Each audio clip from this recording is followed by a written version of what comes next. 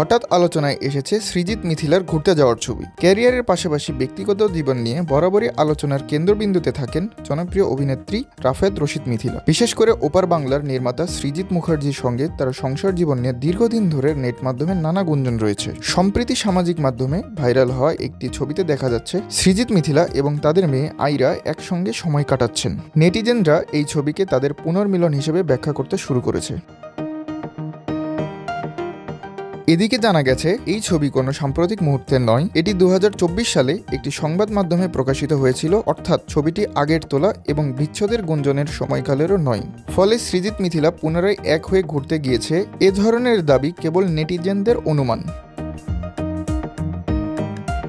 মিথিলার বিচ্ছেদের গুঞ্জন নিয়েও ভক্ত অনুরাগীদের মধ্যে আগ্রহের কম নয়। সম্প্রতি এক পডকাস্টে মিথিলা এই বিষয়ে কৌশলী মন্তব্য করেছেন। তিনি বলেন, 2024 সালের জুলাইয়ের পর থেকে আমি কলকাতা যাইনি, আমার ভিসা নেই। এরপর সঞ্চালক সরাসরি জানতে চাইলে সৃজিত মুখার্জি এখনও তার স্বামী কিনা, মিথিলা রহস্য রেখে বলেন, এটা তো যারা বলছে তারা বলছে, আমি কিছুই বলবো না। তবে পাসপোর্টে সৃজিতের নাম থাকায় তিনি স্পষ্ট করেন, হ্যাঁ, পাসপোর্টে তার নামটিও রয়েছে।